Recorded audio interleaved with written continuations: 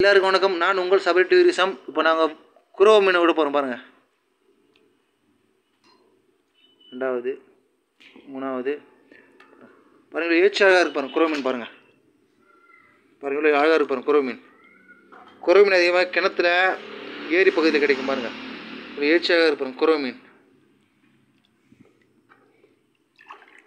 இவ்வளோ அழகாக இருக்கு பாருங்கள். குரோ மீன்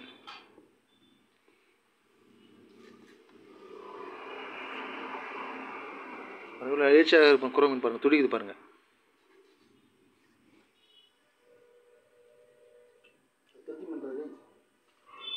அது குரோ மீன் கெளுத்தி மீனாமா? அது இது குரோ மீனை கெளுத்தி மீனா?